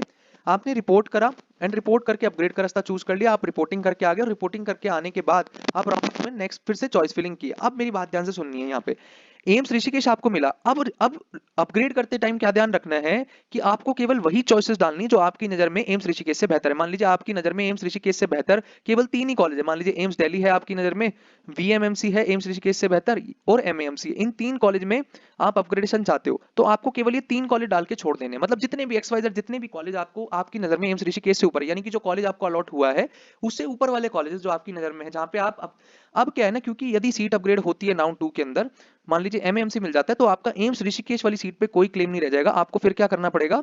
एम्स ऋषिकेश की सीट पे जाकर के वापस जाकर के एम्स ऋषिकेश अपने डॉक्यूमेंट वापस लाने पड़ेंगे, अपनी फीस वापस लानी पड़ेगी, और वहां से एमसीसी जनरेटेड एक रिलीविंग लेटर लेना पड़ेगा। रिलीविंग लेटर, ठीक है। रिलीविंग लेटर, जिसकी सीट अपग्रेड हो जाती है उसे रिलीविंग लेटर की जरूरत होती है, जो कि पुराने वाले कॉलेज। तो पुराने वाले कॉलेज में आप वापस जाओगे और नए वाले कॉलेज में जाकर के रिपोर्ट करोगे, और ध्यान रखिएगा कि 6 दिन का ही टाइम मिलेगा। ऐसा नहीं है कि आपको यदि 2 चक्कर काटने तो आपके लिए ज्यादा टाइम नहीं, दिन 6 ही मिलेंगे सेकंड राउंड की रिपोर्टिंग करने के लिए भी, ठीक है। तो रिपोर्टिंग का ये अपग्रेडेशन का क्या प्रोसेस है कि आपको नेक्स्ट राउंड की चॉइस फिलिंग में ऊपर की चॉइसेस डालनी है जहां पर आप अपग्रेडेशन चाहते हो, जहां पे आप श्योर हो कि हाँ एम्स ऋषिकेश छोड़ करके ये एम्स ऋषिकेश से ऊपर के कॉलेज हैं। यदि एम्स ऋषिकेश से ऊपर कुछ हमें मिलेगा तो हम क्या करेंगे? यहाँ पे रिपोर्टिंग करेंगे। ऐसे में आपकी सीट जो एम्स ऋषिकेश वाली रहेगी वो किसी और बच्चों को मिल जाएगी, क्योंकि आपको एमसी की सीट मिल चुकी होगी। अब आपका एम्स ऋषिकेश की सीट पे कोई क्लेम नहीं है। अब बाद में आप ये नहीं कह सकते नहीं नहीं नहीं मुझे तो एम्स ऋषिकेश ही चाहिए, वो नहीं होगा पॉसिबल फिर, ठीक है। इसलिए सोच समझ के चॉइस फिलिंग करिएगा, बहुत ध्यान से अपग्रेडेशन की चॉइस फिलिंग करेगा, ठीक है। समझ में आया ये वाला पॉइंट भी? उसके बाद है, एक होता है कि आप अपने कॉलेज से सेटिस्फाइड हो। मान लीजिए किसी को एम्स ऋषिकेश ही किसी का ड्रीम कॉलेज था, आप सेटिस्फाइड हो, आपने एडमिशन ली और आपकी काउंसलिंग यहाँ पे एंड हो गई। तो ये हो गई पॉसिबिलिटी ऑफ राउंड 1। अब क्या है? अब जितने बच्चे, कौन कौन से बच्चे राउंड 2 में जाएंगे? अब यहाँ पर आप देखिए कि who are eligible for round 2 of allotment. अब कौन कौन से बच्चे राउंड 2 में जाएंगे? सबसे पहले जिनको कोई सीट नहीं मिली थी वो वाले बच्चे जाएंगे राउंड 2 में, जिनको राउंड 1 में कोई सीट नहीं मिली। दूसरा, दूसरे कौन से? Registered candidates who secured seat and whose first round of allotted seat got cancel. अब क्या है कि कुछ बच्चे ने एडमिशन लेने गए बट उनके कुछ डॉक्यूमेंट ठीक नहीं पाए गए, जिसकी वजह से उनकी सीट कैंसिल कर दी गई। वो बच्चे भी राउंड 2 के लिए एलिजिबल होंगे। अब तीसरे कौन से बच्चे एलिजिबल होंगे? Candidate who have reported at the allotted institute and willingness में जो अपग्रेड करना चाहते थे वो बच्चे भी कहां आ जाएंगे? राउंड 2 में आ जाएंगे। Candidate who have been allotted a seat but not join, जिन्होंने फ्री एग्जिट कर दिया था, है ना, जिन्होंने, जैसे मैंने एनएससीबी जबलपुर का एग्जांपल दिया, जिसने फ्री एग्जिट कर दिया था। अब किसको फ्री एग्जिट करना चाहिए, किसको अपग्रेड करना चाहिए, ये डिसीजन तो हम लोग आपको लेकर के देते हैं, ठीक है। इसके लिए मैं डेडिकेटेड सेशन लाऊंगा यूट्यूब पर, जहां पर रैंक वाइज मैं आपको, क्योंकि अभी रिजल्ट नहीं आया, वहां पे मैं रैंक वाइज आपको समझा दूंगा एग्जांपल से कि यदि आपकी रैंक ये है और आपको ये पर्टिकुलर इंस्टीट्यूशंस मिल रहे हैं तो आपको रिपोर्ट करके अपग्रेड करना बेहतर रहेगा या फिर फ्री एग्जिट करने में फायदा है, ठीक है। क्योंकि जिस बच्चे की रैंक, आप ध्यान से समझिए, जिस बच्चे की रैंक 17,000 आएगी ना राउंड 1 में, और राउंड 1 में उसको कॉलेज तो अलॉट होगा, 100% होगा। इस बच्चे को ऐसा कॉलेज मिलेगा जो इसने नाम भी नहीं सुना होगा कभी भी, ठीक है। रिमसोंगोल फॉर एग्जांपल, रिमसोंगोल आपने सुना भी नहीं होगा, ठीक है। आपने ये नाम सुना भी नहीं होगा, ऐसा कॉलेज अलॉट होता है, क्योंकि सारे ही बच्चे एमसीसी के राउंड 1 में अलॉटमेंट लेते हैं। क्यों?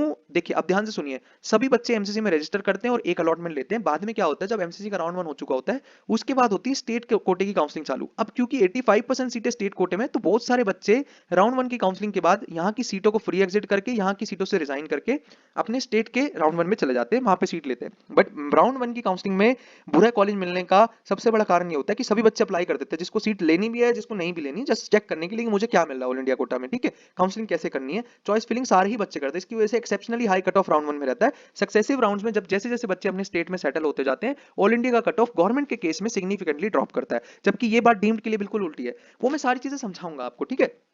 ट्रेंड क्या है, आज मेरा मकसद ये है कि मैं आपको प्रोसेस समझाऊं, ठीक है। उसके बाद क्या है कि candidate who have resigned in online mode during the time frame from the allotted seat of first round at college. आप ध्यान से सुनिए, रेजिग्नेशन का क्या चक्कर है।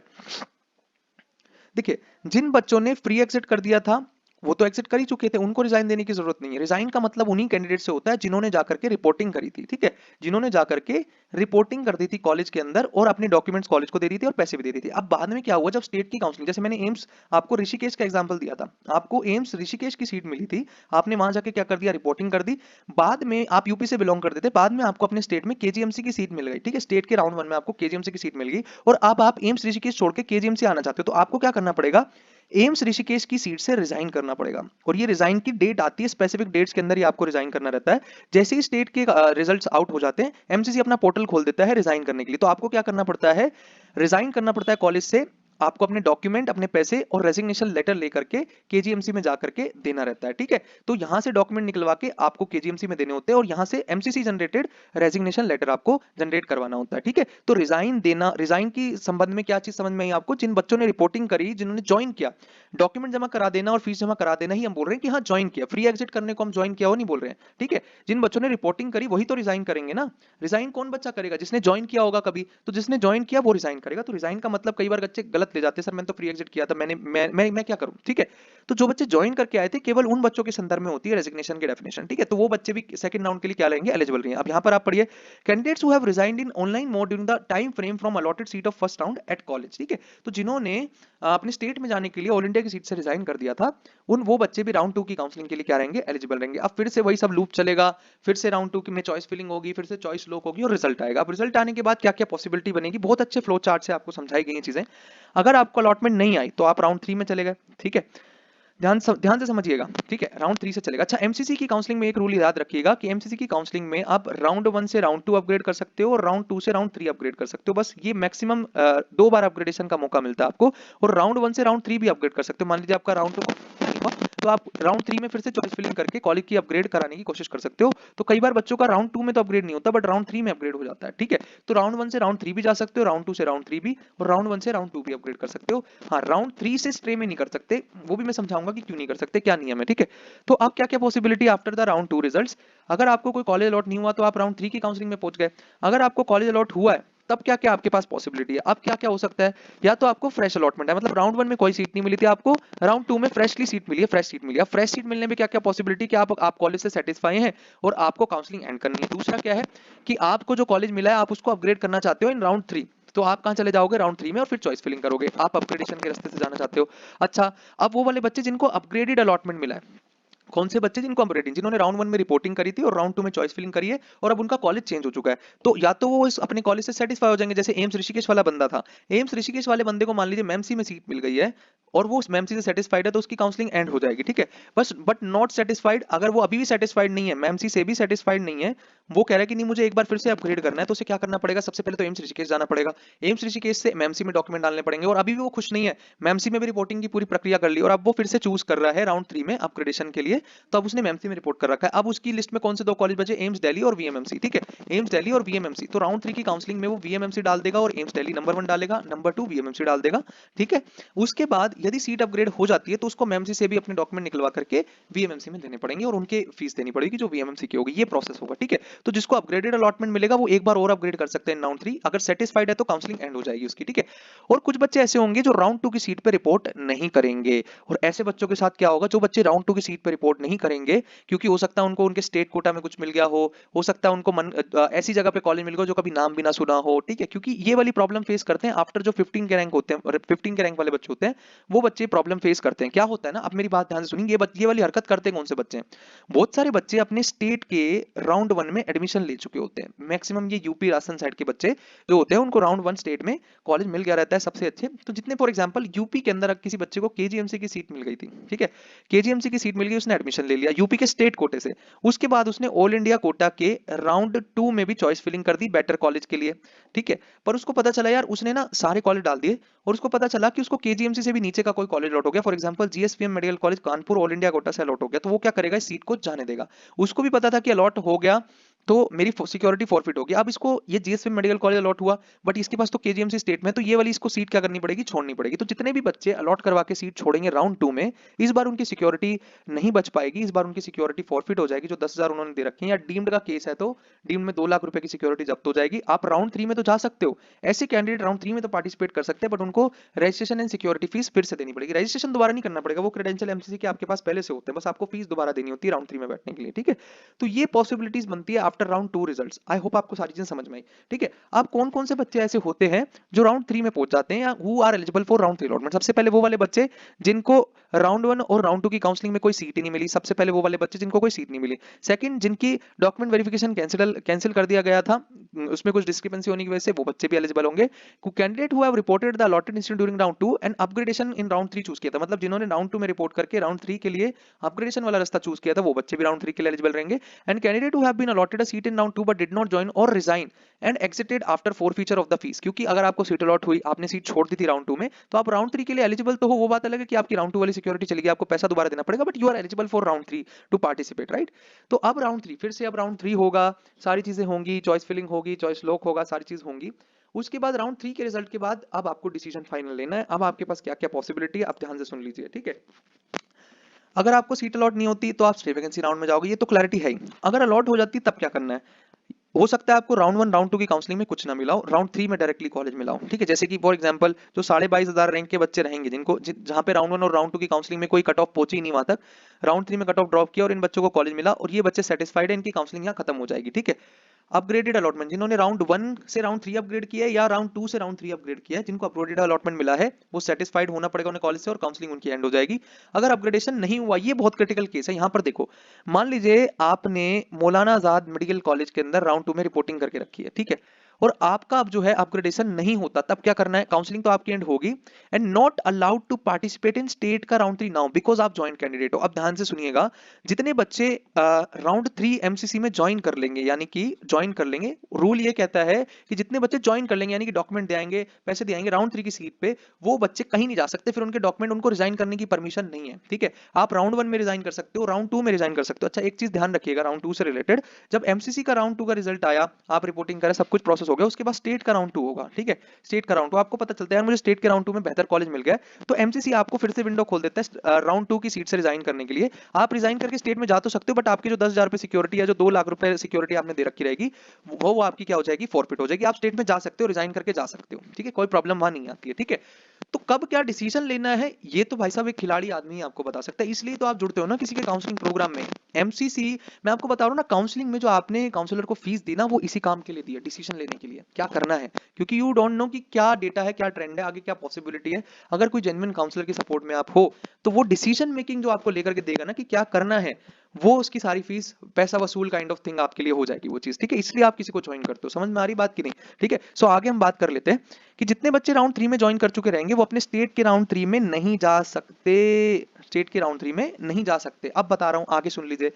जिनको अब, क्योंकि आपका अपग्रेडेशन नहीं हुआ और आप राउंड 3 में भी आपका कॉलेज क्या रह गया, एमसी रह गया, और आपके डॉक्यूमेंट वहीं पे पड़े हैं और आपका कॉलेज अपग्रेड नहीं हुआ, तो ये आपका फाइनल कॉलेज है। ऐसे में आप स्टेट की काउंसलिंग में भी नहीं जा सकते, क्योंकि आप राउंड 3 तक का जो आपका स्टेटस है वो जॉइंट है, आप एमसी में जॉइंट हो। इसलिए जिन बच्चों का अपग्रेडेशन नहीं होगा फ्रॉम राउंड 2 टू राउंड 3, वो बच्चे जॉइंट कहलाएंगे, राउंड 3 के जॉइंट कैंडिडेट्स कहलाएंगे और राउंड 3 के नियम उन पे लागू होंगे। ऐसे बच्चे अपनी स्टेट की काउंसलिंग नहीं कर पाएंगे, क्योंकि उन्हें रिजाइन करने का मौका ही नहीं दिया जाएगा, ठीक है। बड़ी इंपॉर्टेंट बात थी। अब ऐसे बच्चे जो राउंड 3 की सीट पे भी रिपोर्टिंग नहीं करेंगे, लीड्स टू सीट ब्लॉकिंग, और यहीं पे सीट ब्लॉकिंग का गेम चालू हो जाता है, वो मैं आपको समझाऊंगा नेक्स्ट स्लाइड में। उनकी सिक्योरिटी तो फॉरफिट होगी ही होगी, साथ में एमसीसी की काउंसलिंग से भी वो बाहर हो जाएंगे, यानी कि स्टे वैकेंसी राउंड में नहीं जा पाएंगे। बट ऐसे बच्चे जो रिपोर्टिंग नहीं करेंगे राउंड 3 की सीट पे, वो बच्चे क्या कर सकते हैं, अपने स्टेट के राउंड 3 में जा सकते हैं। बड़ा इंपॉर्टेंट है भाई, यहां पर होता है असली खेला। बच्चों को ऑल इंडिया कोटा में एक सीट मिल जाती है, पर बच्चे अपने स्टेट के राउंड 3 के रिजल्ट का वेट करते हैं। यार काश मुझे, जैसे राजस्थान के बच्चे, यूपी के बच्चे, बहुत सारे दिल्ली के बच्चे, major basically Delhi, Haryana, Rajasthan, UP, Bihar के बच्चों को ही राउंड 3 का वेट होता है कि यार हमें काश हमारे स्टेट में ही सीट मिल जाए तो हम एमसीसी की सीट को छोड़ देंगे।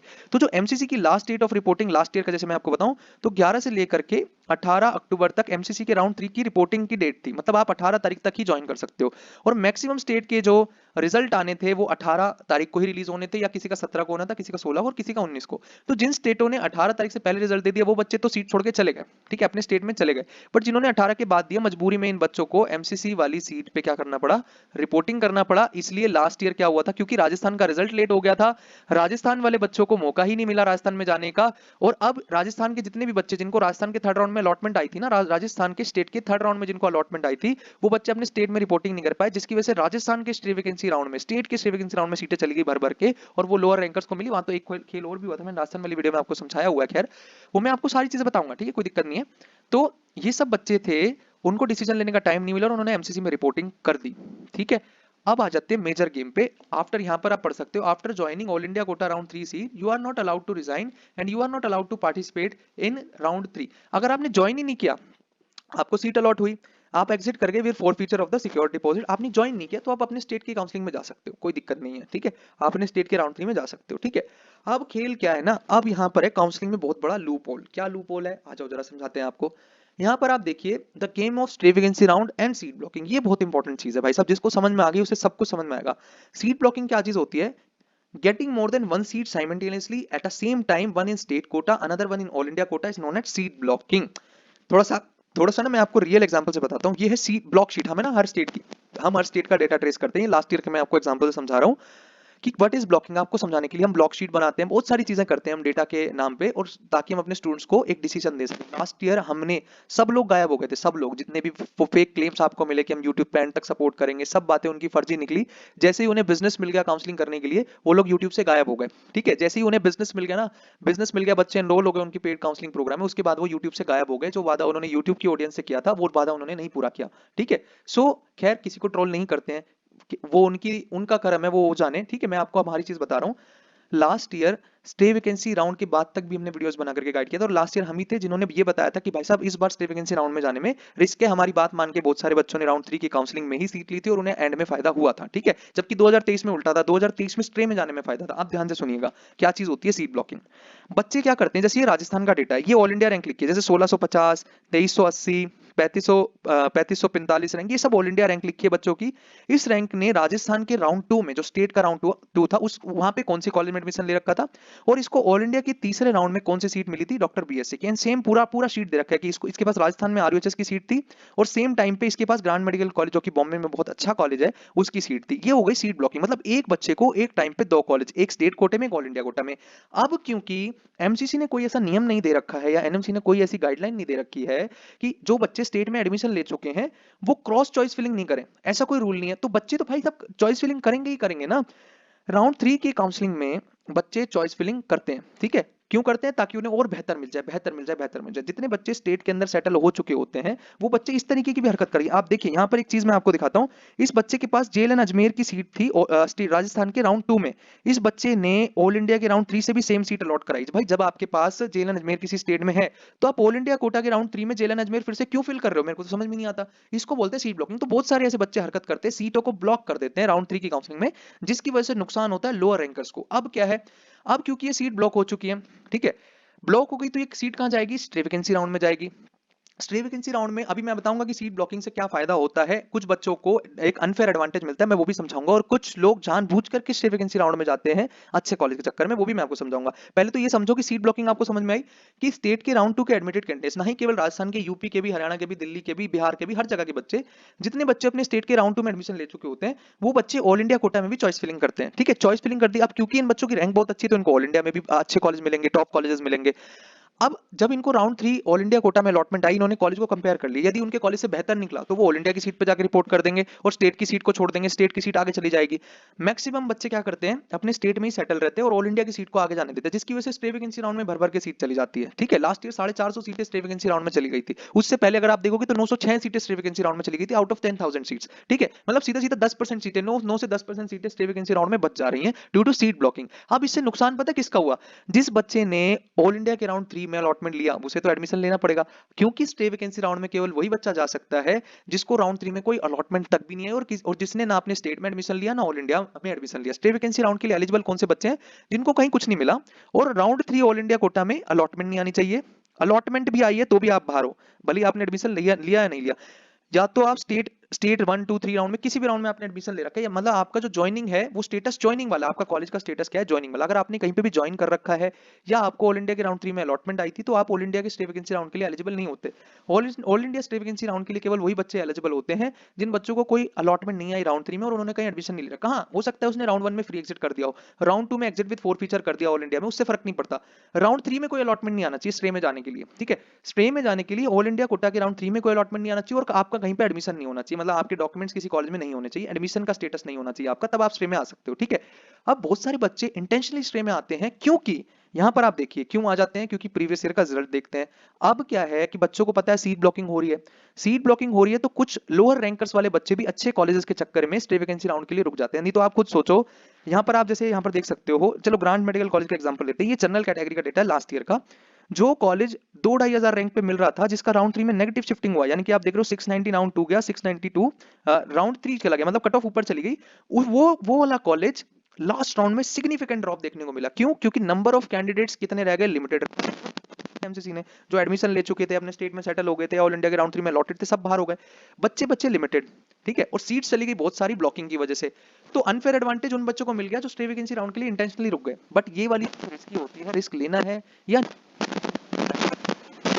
पता चलता है कितना रिस्की है, ये उसी टाइम पता चलता है। कई बार हम लोग भी कैंडिडेट को रोक लेते हैं स्टे वैकेंसी राउंड में जाने के लिए, कई बार की कैंडिडेट की कंडीशन ही ऐसी होती है कि नहीं सर एनसीआर में ही रहना है, मैं दूर नहीं जा सकता हूं, जबकि उसे कॉलेज दूर दराज के राउंड 1 राउंड 2 राउंड 3, तो वो लिमिटेड चॉइस फिलिंग करता जाता है, उसे कोई कॉलेज अलॉट नहीं होता। पहले 3 राउंड की काउंसलिंग में डायरेक्टली स्टे में कॉलेज लेता है और उसे पता चलता है कि उसे उसी रैंक पे बहुत अच्छा कॉलेज मिल गया। ठीक है, तो ये बहुत सारे बच्चे पूछ रहे थे सर स्टे वैकेंसी राउंड के अंदर बच्चे कैसे रुक जाते हैं, कैसे सीट मिल जाती है, सीटें आती कैसे, बच कैसे जाती है और मिल कैसे जाती है। तो ये तरीका होता है, इस तरीके से आप देखिए अनफेयर एडवांटेज है या नहीं है। मतलब जिस बच्चे की बेचारे की 5,000 रैंक होगी और राउंड 3 में एडमिशन लिया होगा, वो एक लोअर कॉलेज में होगा, जबकि ये 8-8,500 रैंक वाले बच्चे को बेटर कॉलेज है। अनफेयर एडवांटेज आप देखिए, मैसूर मेडिकल कॉलेज होगी, कर्नाटक का टॉप कॉलेज है, राउंड 4 में सिग्निफिकेंटली उसकी कट ऑफ ड्रॉप कर गई। जिपमर कराई के लिए आप देख सकते हो राउंड 4 में सिग्निफिकेंटली कट ऑफ ड्रॉप कर गई। मतलब जो बच्चे इंटेंशनली स्ट्रे के लिए रुक गए थे उनको अनफेयर एडवांटेज यहाँ पर मिला सीट ब्लॉकिंग की वजह से। सोचिए यदि सीट ब्लॉक ही ना होती, अगर स्टेट के राउंड 2 के एडमिटेड कैंडिडेट्स को ऑल इंडिया राउंड 3 में चॉइस फिलिंग करने की परमिशन ही ना होती, तो वो बच्चे सीट ब्लॉक कैसे करते। अब एमसीसी को यहाँ पे नियम में बदलाव करने की बहुत बहुत जरूरत है। ठीक है, ये नियम पिछले 2 साल से नहीं बदले गए हैं, इस साल नियम बदलेंगे तो हम आपको बता देंगे डेफिनेटली। ठीक है, चैनल से तो जुड़े रहना ही है। तो ये चीज आप समझ लो कि कैसे स्टे वैकेंसी राउंड में लोअर रैंकर्स को भी अच्छी सीटें मिल जाती हैं। पहले तो सीट ब्लॉक होती है राउंड 3 में, वो सीट ब्लॉक करके आगे चला जाता है, बच्चा आगे नहीं जाता, बच्चे लिमिटेड ही रह जाते हैं जिनको कहीं पे कोई अलॉटमेंट नहीं है और कहीं पे एडमिशन नहीं है, मतलब राउंड 3 में अलॉटमेंट नहीं है ऑल इंडिया के और एडमिशन नहीं, वो बच्चे लिमिटेड बच्चे गए, सीटें चली गई बहुत सारा, तो लो रैंक पे भी बेटर कॉलेज मिल गया। ये तरीका है। अब क्योंकि ब्लॉक करने वाले टॉप रैंकर्स होते हैं इसलिए टॉप कॉलेजेस की सीट आगे आती है। आप देखोगे कि एम्स मदुरई की सीटें आगे जा रही हैं, टोपी वाला नायर हॉस्पिटल जो कि बॉम्बे का one of the famous hospital है, फेमस मेडिकल कॉलेज है, वो भी 10,000 रैंक पे अलॉट हो रहा है। आप देखिए ये चीज है, जो राउंड 1 राउंड 2 की काउंसलिंग में 682 पे क्लोज हो रहा था, वो अचानक से 10-15 नंबर नीचे ड्रॉप कर गया।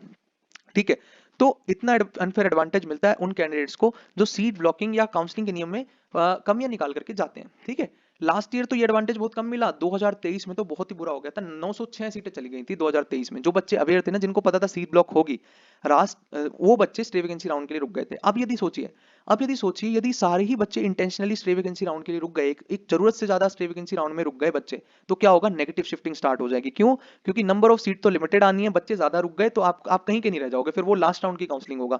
तो कितना रिस्क है वर्सेस रिवॉर्ड कितना है, ये calculation on the spot dynamic analysis से होता है, जहां पे हम लोग आपकी हेल्प कर सकते हैं। ठीक है, या फिर जो भी अच्छे काउंसलर्स हैं उनको पता होता है कि क्या चीज होने वाली, क्या जो लोग डेटा ट्रेसिंग करते हैं, सब लोग नहीं करते, मैं बता रहा हूँ 99% ऑफ द पीपल वो डेटा एनालिसिस पे कोई ध्यान नहीं देते हैं। ठीक है, कोई सपोर्ट नहीं मिलने वाला होता है आपको वहां से। ठीक है, सो वो आपको जज करना है कि आपको क्या किसके साथ कब जुड़ करके करना है। ठीक है, चीजों को रिसर्च करके प्रॉपर करिएगा। मैंने आपको वो चीज समझा दी है जो शायद पब्लिक डोमेन में आकर के कोई बताता भी नहीं है, गुप्त गुप्त तरीके से हर कोई यही चाहता है कि limited number of students state vacancy round में आए ताकि उसे मैक्सिमम एडवांटेज मिल जाए, ठीक है। वो अनफेयर एडवांटेज बोला जाता है उस चीज को, ठीक है। अगर सब बच्चों को नॉलेज है और कैलकुलेशन करके जा रहे हो, रिस्क देखिए राउंड 1 राउंड 2 राउंड 3 की काउंसलिंग तक, क्योंकि 6 राउंड की काउंसलिंग, 3 स्टेट की हो जाएगी, 3 ऑल इंडिया की, मैक्सिमम बच्चों को सेटल हो जाना चाहिए। वो बच्चे स्टे वैकेंसी राउंड केवल उन बच्चों के लिए होना चाहिए जिनको कहीं पे कोई सीट अभी तक मिली ही नहीं है भाई साहब, ठीक है। वो बच्चे डिजर्व करते हैं स्टे वैकेंसी राउंड की सीट। अब आप देखिए, क्या इस 15,000 वाले बच्चे को क्या राउंड 1 राउंड 2 राउंड 3 की काउंसलिंग में कोई कॉलेज ना मिलता? 100% मिलता, बस उसने छोड़ा, नहीं लिया कॉलेज। 11,000 रैंक वाला बच्चा स्टे में क्या कर रहा है? 7-8 हजार रैंक वाला बच्चा क्या कर रहा है, जबकि उसको फर्स्ट राउंड की काउंसलिंग से ही ठीक कॉलेज मिलने स्टार्ट हो गए थे, ठीक है। तो उसने अनफेयर एडवांटेज कोई एक पर्टिकुलर कॉलेज को ही टारगेट करते हुए लिया। अब ये भी नहीं कोई पता, आपको पहले से नहीं बता सकता कि किस कॉलेज में सीटें आगे खाली आएंगी, ठीक है। ब्लॉक शीट बना करके अंदाजा तो लगाया जा सकता है, बट एक्जैक्ट नहीं बताया जा सकता। नंबर ऑफ सीट का तो कैलकुलेशन हो सकता है। लास्ट ईयर हमने बता दिया था, स्टे वैकेंसी राउंड से पहले ही सीट ब्लॉकिंग की शीट आपको दे दी थी, और ये बता दिया था कि जो 2023 में 906 सीटें हुई थी, इस बार आधी सीटें स्टे वैकेंसी राउंड में आएगी। क्यों आएगी? क्योंकि राजस्थान के काउंसलिंग नियम कुछ इस तरीके के थे जो बच्चों को सीट ब्लॉक नहीं करने के फेवर में थे, ठीक है। मैं आपको सारी चीजें समझाऊंगा। ये फर्स्ट सेशन था मेरा यूट्यूब के ऊपर काउंसलिंग से रिलेटेड। गवर्नमेंट, देखिए इंडिया में कोई ऐसा गवर्नमेंट कॉलेज नहीं बचा है जहां पे एलसीएस ने स्टूडेंट ना भेजा हो या एलसीएस का स्टूडेंट जुड़ा ना हो हमसे, ठीक है। तो हर गवर्नमेंट मेडिकल कॉलेज के अंदर आज एक एलसीएस का स्टूडेंट आपको जरूर मिलेगा जो काउंसलिंग में हमसे किसी ना किसी रूप में जुड़ा हुआ था, ठीक है।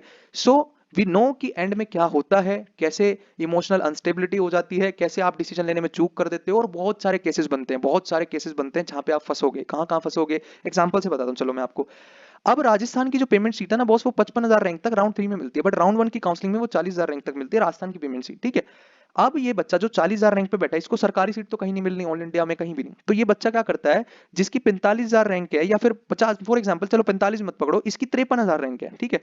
अब इसको राउंड 1 राउंड 2 की काउंसलिंग में राजस्थान में पेमेंट सीट के भी चांसेस नहीं है, बट होप है कि हाँ यार लास्ट ईयर के हिसाब से राउंड 3 में मुझे सीट मिल सकती है। बट इतनी देर में इस बच्चे की कर्नाटका वाली सीट भी निकल रही होगी, केरला वाली सीट भी निकल रही होगी जो प्राइवेट की रहेगी, और इसकी यूपी वाली सीट भी निकल रही होगी। तो यहाँ पे डिसीजन लेना पड़ जाता है। यदि ये बच्चा कर्नाटका में जाके एडमिशन ले लेता है, तो फिर ये अगर बाद में यहाँ पे सीट मिलेगी भी तो रिजाइन करके आ नहीं सकता, ठीक है।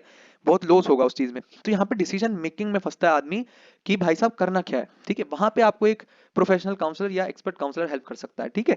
आगे हम बढ़े, यदि काउंसलिंग के इस तरीके का रिजल्ट आता है, काउंसलिंग आप देख सकते हो, ये स्टे वैकेंसी राउंड का लास्ट ईयर का रिजल्ट है। आप देख सकते हो कितने टॉप कॉलेज मिले हैं लोअर रैंकर्स को, ठीक है। जीएसपीएम मेडिकल कॉलेज कानपुर 11,770 रैंक पे जीएसपीएम ही मिला हुआ है। जिपमर किराईगल की सीटें मिली है 12-13,000 रैंक पे। जो कॉलेज 5-6 रैंक पे क्लोज हो जा रहे थे राउंड 1 राउंड 2 की काउंसलिंग में, वो आगे के राउंड्स में जाकर के लोअर रैंकर्स को मिले, ठीक है। कैसे मिले मैंने समझा दिया। अनफेयर एडवांटेज है, यदि आज काउंसलिंग का नियम बदल जाए, सीट ब्लॉकिंग बंद हो जाए, तो अनफेयर एडवांटेज इस तरीके का नहीं मिलेगा, मतलब जिसकी जैसी रैंक उसको वैसा कॉलेज मिलेगा। तो मैंने आपको ट्रांसपेरेंटली सारी चीजें बता दी कि कैसे काउंसलिंग में चीजें वर्क करती है। अब थोड़ा सा स्टे वैकेंसी राउंड की एलिजिबिलिटी के बारे में भी बता देता हूं डिटेल में। Candidate who have not registered for stay vacancy round, who are not eligible. अब बात हो रही है who are not eligible for stay vacancy round, भाई जिसने रजिस्ट्रेशन ही नहीं किया वो कैसे एलिजिबल होगा, वो एलिजिबल नहीं होगा। कैंडिडेट जिसने कोई ज्वाइन कर रखी है seat at the time of stay vacancy round, या तो आपने स्टेट में कोई सीट ज्वाइन कर रखी है या ऑल इंडिया में कोई सीट ज्वाइन कर रखी है, तो भी आप स्टे के लिए एलिजिबल नहीं हो। Candidate allotted a seat in round 3 of MCC, allotted word है यहां ध्यान से पढ़िएगा, अलॉटेड। अगर आपको सीट अलॉट हुई, आपने ज्वाइन करी या नहीं करी, तब भी आप जो है स्टे वैकेंसी राउंड के अंदर आप पार्टिसिपेट नहीं कर सकते। All candidates not falling under above mention category are eligible, इसके अलावा बाकी सब बच्चे एलिजिबल है। फ्रेश रजिस्ट्रेशन जिसने करना है वो कर सकता है। डीम का ऑप्शन भी आप स्टे वैकेंसी राउंड में बाद में ऐड कर सकते हो यदि आपको लगता है यार गवर्नमेंट मिला तो ठीक। अब पता है क्या, कई बार रैंक बॉर्डर पे आ जाती है, बॉर्डर पे आ जाती है मतलब मान लीजिए आपकी 25,000 रैंक है, लास्ट ईयर मान लीजिए 25,000 रैंक आपकी थी, 25,220 क्या थी ऑल इंडिया की जनरल की कट ऑफ थी, ठीक है। आपकी 25,000 रैंक है, अब आपको रिस्क है कि यार मिल भी सकता है और नहीं भी मिल सकता, तो क्या करूं, यदि नहीं मिला तो मैं तो खाली हाथ रह जाऊंगा। तो ये बच्चा क्या करता है, पहले सारे गवर्नमेंट के कॉलेज जचा देता है, और लास्ट स्टे वैकेंसी राउंड में डीम्ड में 2 लाख रुपए जमा करा के सिक्योरिटी को डीम्ड के भी ऑप्शन नीचे डाल देता है, ठीक है। तो लास्ट ईयर 220 गई, यानी कि इसको अगर इसने सारे गवर्नमेंट कॉलेज डाले होंगे तो इसको एक सीट अलॉट हुई होगी, बट इसने लिमिटेड गवर्नमेंट कॉलेज डाले होंगे और फिर डीम्ड डाल दिया होगा तुरंत बाद ही, तो उसको डीम्ड की सीट मिल गई होगी। तो लास्ट कई बार आपको लास्ट में अपनी स्ट्रेटेजी को क्या करना पड़ता है, मॉडिफाई करना पड़ता है, डिसीजन लेना पड़ता है कि लास्ट में डीम्ड के ऑप्शन हम ऐड कर सकते हैं या नहीं कर सकते। डेफिनेटली आप डीम्ड के ऑप्शन बाद में ऐड कर सकते हो एमसीसी की काउंसलिंग में, ठीक है। सो देखो इतना वास्ट टॉपिक है ये, इतने सारे केस बन सकते हैं कि मैं एक वीडियो में इसको कवर नहीं कर सकता हूँ, ठीक है। यहाँ पर आप आज मैंने आपको बेसिक रूल समझा दिए, काउंसलिंग में क्या क्या इवेंट्स होते हैं वो बता दिए, बहुत डिटेल में बता दिया, नियमों में कमियां क्या है वो भी बता दी। तो यदि एमसीसी का कोई ऑफिशियल मुझे सुन रहा है तो भाई नियमों में जो क्या है चेंज करो, सीट ब्लॉकिंग को प्रिवेंट कर लो, बहुत सारे बच्चों का नुकसान होता है उससे, ठीक है। अनफेयर एडवांटेज मिलता है, लोअर रैंकर्स को अच्छे कॉलेज मिल जाते हैं और अपर रैंकर्स को बेकार कॉलेज से कॉम्प्रोमाइज करना पड़ता है, ठीक है। तो इस तरीके के अनफेयर एडवांटेज है। अब क्या है कि डेटा शेयर किया जाता है centre and state after round 3 की काउंसलिंग। क्या होता है ना, जब सारे बच्चे ज्वाइन कर चुके होते हैं स्टेट को ऑल इंडिया कोटा में, तो अब डेटा शेयर हो जाता है आपस में ज्वाइंट कैंडिडेट्स का, उनको स्टे वैकेंसी राउंड के अलॉटमेंट प्रोसेस से पहले बाहर कर दिया जाता है। मान लीजिए आपने राजस्थान के राउंड 3 में ज्वाइनिंग कर रखी है, ठीक है। अब क्योंकि स्टे वैकेंसी राउंड में अगर मान लीजिए आपने चॉइस फिलिंग कर भी दी तो भी आपको बाहर कर दिया जाएगा, आपको अलॉटमेंट नहीं मिलेगा, क्योंकि आपका डेटा एमसीसी के पास है। राजस्थान की काउंसलिंग अथॉरिटी बता चुकी रहेगी एमसीसी को कि भाई साहब आप तो जॉइंट कैंडिडेट हो, और जितने भी जॉइंट कैंडिडेट रहेंगे वो चालाकी से चॉइस फिलिंग कर भी देंगे तो आप एलिजिबल, आपको अलॉटमेंट आएगा ही नहीं। ठीक है, लास्ट ईयर भी कुछ बच्चों ने इस तरीके की हरकत करी थी बट उन्हें कोई अलॉटमेंट नहीं आया। ठीक है, क्योंकि आपका जो डेटा है वो एमसीसी के पास आ जाता है और एमसीसी स्टेट काउंसलिंग अथॉरिटी को दे देती है कि भाई इस बच्चे ने एमसीसी में ज्वाइन कर रखा, आप इसको स्टेट की काउंसलिंग से बाहर कर दो। अब ध्यान रखिएगा, अब जो स्टे वैकेंसी राउंड हुआ, ठीक है, स्टे वैकेंसी राउंड हुआ, यहाँ पे जिन बच्चों को अलॉटमेंट आई ना बॉस, अलॉटमेंट आई आपको, तो आप अपने स्टेट के स्टे वैकेंसी राउंड से बाहर हो जाओगे, क्योंकि एमसीसी का लास्ट ईयर नोटिस आया था weeding out of the candidates who have been allotted a seat in MCC stay vacancy round. मतलब क्या है, जिन बच्चों को एमसीसी के स्टे वैकेंसी राउंड में कोई अलॉटमेंट आया उसे आप अपनी स्टेट की काउंसलिंग से बाहर कर दो, स्टेट की स्टे वैकेंसी राउंड से बाहर कर दो। और यही कारण बना था कि हरियाणा के अंदर लास्ट राउंड की कट ऑफ जो थी वो ड्रॉप कर गई थी सिग्निफिकेंटली, राजस्थान की लास्ट राउंड की कट ऑफ जो थी वो सिग्निफिकेंटली ड्रॉप कर गई थी, बिहार की काउंसलिंग तो लेट ही चल रही थी, वो तो महान अनुभव लोग हैं, ठीक है, महान लोग हैं वो तो, उनकी काउंसलिंग इतनी लेट चल रही थी, जब एमसीसी का स्टे वैकेंसी राउंड चल रहा था तो उनका तीसरा राउंड भी नहीं हुआ था ठीक से। ठीक है, तो बिहार का मैं पूरा अच्छे से समझाऊंगा आपको कि बिहार कैसे डिस्टर्ब करता है। बिहार की वजह से ऑल इंडिया कोटा में सीट ब्लॉकिंग होती है, कट ऑफ हाई जाती है, बहुत सारे बच्चों को नुकसान होता है, क्योंकि बच्चों को स्टेट में जब ऑप्शन नहीं मिल रहा होता सेटल तो बच्चे रिस्क ना लेकर के ऑल इंडिया में सेटल हो जाते हैं टाइम से। ठीक है, इसलिए प्रॉब्लम होता है, इसलिए स्टेट की कट ऑफ तो चली जाती है लास्ट राउंड में बहुत ज्यादा लो, और ऑल इंडिया की कट ऑफ को इंपैक्ट करते हैं बिहार के कैंडिडेट्स, और बहुत हाई डेंसिटी बिहार के कैंडिडेट्स की देखी जाती है। ठीक है, सो ये सारी चीजें थी काउंसलिंग के बारे में। एक important, if a candidate allotted a seat in stay vacancy round, अच्छा अब कोई बच्चा यदि उसको स्टे वैकेंसी राउंड में सीट अलॉट हो जाती है और वो तब भी ज्वाइन नहीं करता है, जाकर के रिपोर्टिंग नहीं करता है, तो उसके साथ क्या होगा, उसको नेक्स्ट साल के यानी कि 2026 के नीट से उसे क्या कर दिया जाएगा, डिबार कर दिया जाएगा, बैन कर दिया जाएगा। यानी कि जिन बच्चों ने पिछले साल स्टे वैकेंसी राउंड में कोई सीट अलॉट करा ली थी और ज्वाइन करने नहीं गए थे, उन बच्चों को इस साल के नीट के सेशन से डिबार कर दिया गया। ठीक है, तो ये चीज है, पूरी काउंसलिंग का मैंने आपको गेम समझाया। अब आ जाते हैं आपसे थैंक यू सो मच बोलने की बारी। किसी को एनरोलमेंट कराना है पेड काउंसलिंग प्रोग्राम में, आप समझ ही चुके हो कि हमारी जरूरत कैसे पड़ेगी, क्यों पड़ेगी। ठीक है, डेफिनेटली हम फीस डिजर्व करते हैं उस काम की, अपने टाइम की वैल्यू डिजर्व करते हैं, यदि किसी को चाहिए वो चीज, क्योंकि हमारे पेड काउंसलिंग प्रोग्राम में सबसे पहले तो प्रीमियम डेटा का एक्सेस मिलता है आपको। ठीक है, पिछली बार हमने क्या किया था, पिछली बार हमने ना टेलीग्राम पे फ्री ऑफ कॉस्ट डेटा काफी सारा दे दिया था, तो हमारे पेड बैच के बच्चे नाराज हो गए थे कि सर फिर हमने पैसे क्यों दिए आपको। ठीक है, तो वो चीज हम इस साल नहीं कर रहे हैं, किसी को भी ऑफेंड नहीं कर रहे हैं। जो बच्चे पेड प्रोग्राम में के अंदर है, डेटा का एक्सेस केवल उनके पास रहेगा। आई एम सॉरी, जितना पॉसिबल होगा वो मैं टेलीग्राम पे डेफिनेटली कोशिश करूंगा कि मैं आपको प्रोवाइड कराऊं। और एक चीज डेटा से रिलेटेड बता देता हूं, डेटा आपका बहुत सारा काम सॉल्व कर सकता है, बट हाँ, जो डेटा इस साल डायनेमिक प्रिपेयर किया जाएगा 2025 का, वो ज्यादा डिसीजन मेकिंग में हेल्प करेगा आपको। ब्लॉक शीट आपको बहुत हेल्प करेगी, मेरिट लिस्ट के एनालिसिस, प्रिडिक्शन, काउंसलिंग में प्रिडिक्शन एक इंपॉर्टेंट रोल प्ले करता है, क्योंकि आगे फ्यूचर में सीट मिलने की पॉसिबिलिटी है या नहीं है, इस चीज पे आपका करंट ज्वाइनिंग का स्टेटस डिपेंड करता है कि आप ज्वाइन जाके करोगे या नहीं करोगे, या फ्री एग्जिट करोगे, अपग्रेड करोगे, या क्या करोगे। ठीक है, तो ये सब चीजों को मैनेज करने के लिए अकेले से करने की कोशिश मत करिएगा। इट्स इजी, बहुत अफोर्डेबल प्राइस में हम लोगों ने रखा है। यदि कोई ज्वाइन होना चाह रहा है, प्रोसेस फॉर आपको अप्रोच कैसे करना है मैं नियम बता देता हूँ। व्हाट्सएप पे मैसेज करिएगा, ठीक है, आपको सारी डिटेल मिल जाएगी कि भाई साहब ये हमारे काउंसलिंग प्रोग्राम में, यदि आपकी इच्छा हो तो ज्वाइन करिएगा, उसके बाद सारी चीजें अपनी होती रहेंगी, कोई प्रॉब्लम नहीं है। ठीक है, अगर आप इस तरीके की एक्सपेक्टेशन रख रहे हैं कि सारे डाउट बिना से दिए सॉल्व हो जाएंगे, या हम आपके सभी डाउट्स का हम कोशिश करते हैं कि हम रिप्लाई कर दें, ठीक है, बट वो पॉसिबल है ही नहीं, क्योंकि फ्रिक्वेंसी इतनी हाई होती है कि हम अपने पेड क्लाइंट्स को ही सपोर्ट प्रायोरिटी पे दे सकते हैं। कोशिश हम करते हैं, यूट्यूब पे हम मैक्सिमम कोशिश कर रहे हैं कि ज्यादा से ज्यादा बच्चों तक रीच आउट कर सके, जितना हेल्प हो सके करें, बट एक लिमिटेशन हमारी भी है, वो भी आपको समझनी पड़ेगी। ठीक है, सो आपको स्क्रीन पे नंबर दिए, ईमेल आईडी दिए, सारी इंक्वायरी आप यहाँ पे कर सकते हो। ठीक है, व्हाट्सएप पे मैसेज करना है, कॉल की यदि नीड होगी वो हम डिसाइड करेंगे कि कॉल की नीड है या नहीं है। यदि आपको नीड होगी तो हम आपका केस सुनकर डिसाइड करेंगे कि क्या सच में नीड की जरूरत है या नहीं है। कॉल पे बात करने की, कॉल पे बात होगी, प्रॉपर तरीके से सारी चीजें डिस्कस होंगी। उसके बाद यदि आपका मन करे आप ज्वाइन करिए, नहीं मन करे तो फिर आप फ्री सोर्सेज से ही ज्ञान लेते रहिए, कोई प्रॉब्लम नहीं है। ठीक है,